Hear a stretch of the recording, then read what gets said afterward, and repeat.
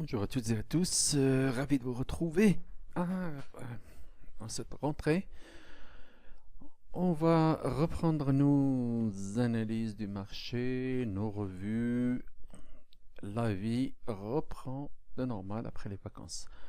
Alors, on commence toujours par le DXY. Alors, qu'est-ce qui est arrivé ici? On est arrivé à un support. Ok, on clôture pas en mensuel en dessous, mais Gizensen a fait un nouveau plus bas. Donc pour qu'il y ait rebond, il faut que le croisement s'achève entre Tenkan et Gizensen. Alors moi je vois le dollar descendre jusqu'à ce pas de la vague Y, et puis on verra s'il casse, bon tant pis, s'il reprend, c'est bien, on ira revoir Gizensen, mais ça c'est du long terme. Il faut affiner sur les autres frames. Alors là, ça n'en finit pas de chuter. Regardez, Gizensen qui rebaisse. Tenkan-sen, il casse déjà son dernier plus bas. Le nuage aussi, il baisse. Ce n'est pas de bon augure pour la tenue de ce support. Donc le dollar devrait au minimum faire un excès baissier jusqu'ici. Et après, on verra. De toute façon, il y a encore les événements de la Corée. Je ne sais pas ce qui peut arriver. Mais graphiquement, voilà ce que je vois. Après, la Corée peut faire ce qu'elle veut. Trump aussi. On s'en fout. Alors, daily, on va regarder. On est toujours sous l'effet de cette cassure de Gizensen. Et il tient toujours à la baisse. On ne l'a jamais cassé depuis. Et donc, c'est des ventes sur rebond qui se profilent jusque là. Et après, on verra. D'ailleurs, il reste une petite vague N qui va là et là. Son objectif est presque ici. Donc, sûrement, on ira jusque là. Regardez la cassure de Nivuchenko. Ça, c'est juste un retracement pour aller continuer à la baisse. Alors, si on regarde le H4, voilà le H4. Pourquoi je ne fais pas confiance à cette cassure de Gizensen plat? Parce que déjà, il nous a fait le même cirque. Et ça n'a pas tenu. Donc, on ne fera pas trop confiance à ça. Mais par contre, je pense qu'on peut aller jusque là pour rebaisser ou jusqu'ici dans cette zone. Donc pour moi, il y a deux zones de vente, l'une ici et l'une là. Donc, vente sur rebond, sauf si par exemple on republie à une NFP pour raison d'erreur pendant cette période de vacances. Ça arrive souvent que le NFP soit revu à la hausse ou à la baisse pour être vu par des personnes plus expérimentées. Donc voilà, dollar baissier a priori. Non, l'euro USD, on est là au mensuel. Regardez, on passe au-dessus du nuage, on attendra la séparation Tenkan-Gizun pour qu'il y ait un retracement et puis un achat à la hausse. Donc maintenant, je pense qu'à court terme, il faut acheter pour viser le plus haut du mois dernier. Et puis, alléger, de toute façon, on peut aller jusqu'à 1,22. Ce n'est pas un rêve. C'est vraiment très, très probable. Regardez la katana. Ça commence à sentir mauvais pour le dollar. Donc, mais c'est en jamais. Ici, le dollar, c'est quand on croit qu'on va l'enterrer, qu'il réagit au mieux. Après, on verra le weekly. Alors, weekly, c'est haussier. Regardez, il échappe au visant visu qui est là. Donc, Tenkan qui hausse, le nuage bullish. Kijun Sen, regardez, il est bullish. Donc, c'est encore bullish jusqu'à un 22 qu'on retrouve ici encore. Et pourquoi pas jusqu'à un 25. Mais faisons d'abord un 22 et puis on parlera d'un 25. Ça dépendra des configurations qui paraîtront quand on sera à un 22. Donc euro-dollar, c'est haussier. Après le journalier, qu'est-ce qui arrive? Bon, c'est le schéma inverse du DXY, regardez-le. Il n'y a pas d'anomalie de tendance, c'est juste un retracement sur ce niveau de Chinko est cassé, donc c'est aussi, on peut retourner ici facilement un 20,72, puis si on passe, c'est un 22. Après, on regardera en H4. Voilà. Ici, voilà. Il y a ici une cassure de Kijun Sen, un Tenkan Sen qui est à retracer. Donc pour moi, ça devrait baisser même jusque 17,35 pour acheter. Mais maintenant, on est haussier au moins jusqu'à 1,1972 pour le début de semaine. Parce que là, cassure de Tenkan, retour retracé et puis on recommence à la hausse pour aller vers Kijun Sen au début. Puis un 19,80 ensuite.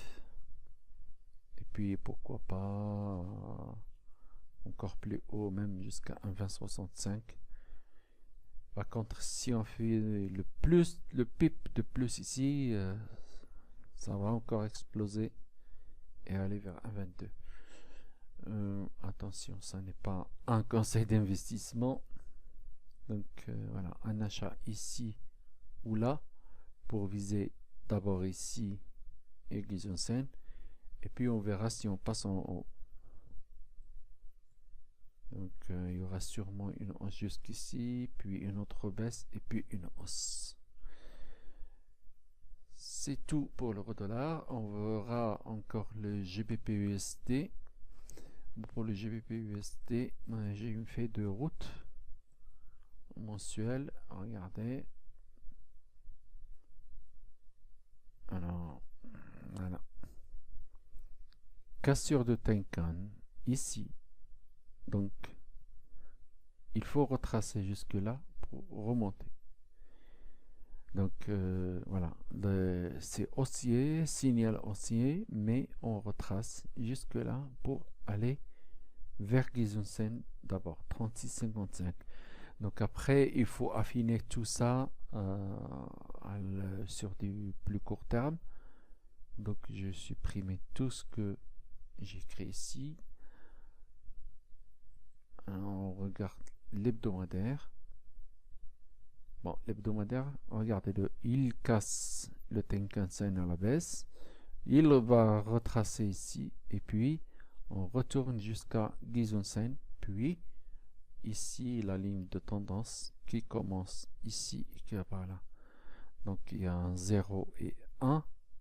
Donc il nous faudra une 2 pour acheter encore, pour aller vers le haut. Donc cassure Tenkan, retracement, puis baisse ici, puis là pour acheter. Où est-ce qu'il va la toucher? Est-ce ici ou là? On ne sait pas. Donc on va suivre le marché pas à pas. Après, on verra donc ce scénario de retour jusque là pour aller acheter encore s'annule si on casse ce plus haut ici.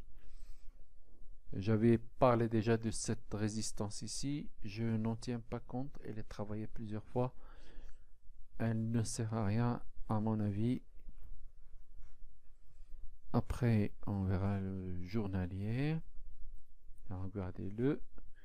on continue vers le retracement de la cassure de Tenkan. Donc il y a aussi une petite baisse jusque là pour reprendre et aller jusqu'ici. Et puis quand on viendra là, on retracera ça pour rebaisser. Et voilà, on a ici une ligne de tendance, regardez là, qui est là. Donc 0, 1, 2, et puis la troisième sera la bonne, ça va casser. Mais on fera que retracer la cassure de Tenkan là pour racheter. Donc il y aura beaucoup de ping-pong sur le GBP/USD, même si c'est du swing trading, mais ça fera un peu de ping-pong. Mais c'est haussier à long terme, ça doit retracer pour continuer. Après on regarde en plus court terme. Donc, voilà. Ici il y a eu une anomalie de tendance, donc normalement ça doit baisser, mais je vois que le Tenkan-sen a fait un nouveau plus haut, Kijun-sen un nouveau plus haut. C'est peut-être pas trop baissier, mais on doit retracer ici la cassure de Kijun-sen. Donc un retour jusque là pour acheter sera la meilleure solution. Pour vendre maintenant, le Chico qui sort du nuage, ça n'augure pas. Y a pas trop, on peut pas trop se fier à une vente ici sans vision visuelle, sans timing. Donc c'est imprudent de vendre là. On va attendre un peu. Peut-être il vaut mieux acheter que de vendre. Ceci dit, il faut quand même faire attention à la Corée et tout ce qui peut suivre. On ne sait jamais avec la géopolitique, tout peut changer. Alors voilà, on voit encore à plus court terme. Donc des petits shorts ici pour viser Kijun-sen, et puis pour continuer, regardez-le, il tient très bien en horaire. Ce n'est pas évident de vendre. Donc voilà.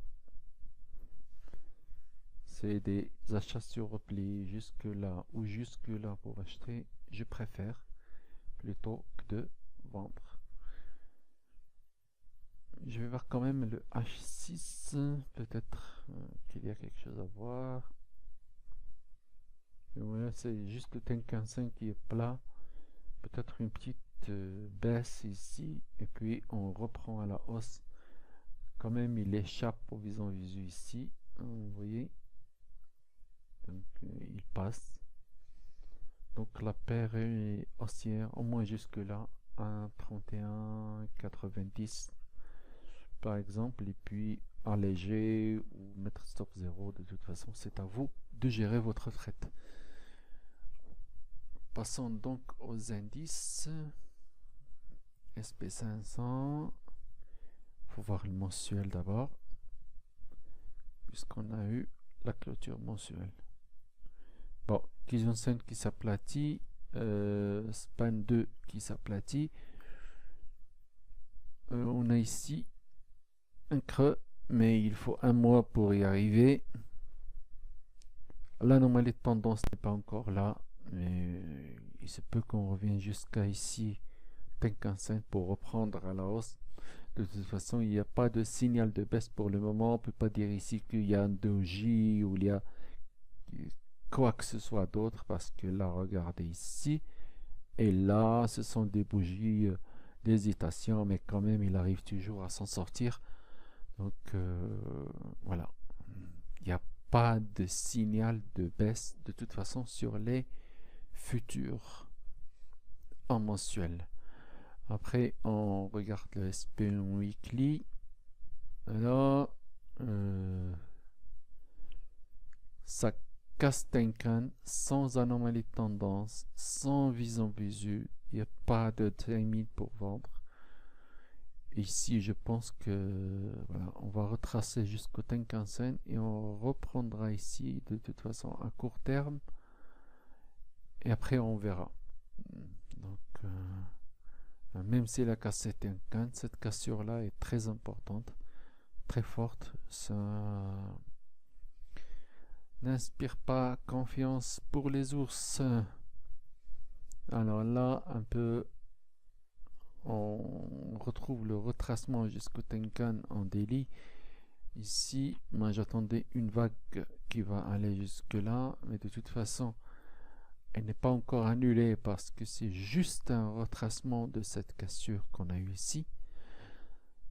Donc il y aura sûrement un retracement de cette cassure de Tenkan jusque là. Si on veut acheter, c'est pas maintenant, donc il faut attendre un peu plus bas. Par contre, si on vient ici et on casse le plus bas, c'est qu'on veut verser niveau ici. De toute façon, la géopolitique nous en dira encore plus. Voyons en H4 ce que ça donne. Ah, en H4, ça va. C'est une anomalie bien confirmée, visant visu. Donc, on attend le retracement là pour vendre. Direction Gizonsen. Et puis le retracement ici vers 2434. Et puis on arrêtera parce qu'il se peut que les achats reprennent ici. Regardez la cassure de Gizonsen, elle est très forte. Donc voilà, c'est juste un petit retracement là, ici, et on verra quand on viendra ici. Si on casse les supports, c'est pour aller plus bas. Si on tient, c'est pour aller encore retracer les cassures de Tenkan et de Gizonsen. Donc voilà, pas d'anomalie de tendance sauf en H4. Donc ici, une petite baisse jusque là maximum, et puis on allégera, bon, bouger vos trades comme vous avez l'habitude de faire. Bon, pour moi, c'est une vente ici et aller jusque là, et puis là, et s'arrêter, attendre les ordres du marché. De toute façon, c'est lui qui commande. Puis on verra le DAX. Le DAX en mensuel, puisqu'on a eu la clôture mensuelle. Ah, regardez-le, il ouvre sous Tenkan. Donc ça, c'est normalement c'est une hausse pour revendre vers le Gizonsen. De toute façon, s'il y a un climat de peur aux États-Unis, le DAX il fera vite d'arriver là. C'est un copieur avec excès. Donc voilà le DAX. Regardez encore en weekly ce que ça peut donner. Hebdo. Voilà. Ah. Vous voyez. On a un croisement ici, donc retracement en haut de toute cette baisse, peut-être jusqu'ici, et après on verra, parce que nous avons un signal de vente sur rebond en mensuel à cause de cette ouverture sous Tenkan. Regardons le journalier.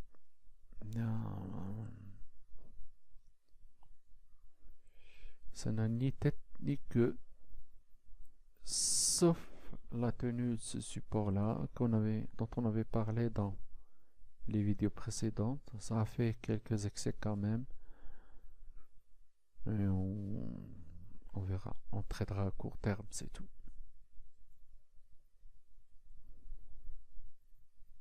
Maintenant en H4, regardez-le, il casse Gizonsen à la hausse, puis il échoue, puis il recasse. Là, ce croisement là, il va être retracé sûrement pour aller à 11 994, et puis on va racheter, mais à très court terme pour aller ici ou là, et puis faire attention parce que le DAX n'est pas très sûr de lui. CAC 40. Alors le CAC 40, même chose que le DAX. Ici, c'est un retracement jusqu'ici. Ils seront sûrement baissiers demain jusqu'à 5045. De toute façon, on avait parlé dans les revues de marché de ce niveau de 5050. Donc 5050, c'est tous ces environs-là. Tant que ça tient, c'est une bonne raison d'acheter pour faire une vague S ici. Pour aller jusque là, le CAC 40 est plus clair que le DAX. Mais il va quand même suivre le SP si jamais le SP casse un support. Lui, il ira plus vite. Mais de toute façon, si on arrive à tenir ce support lors du retour ici pour retracer la cassure et le croisement, c'est peut-être le début d'une hausse jusqu'ici.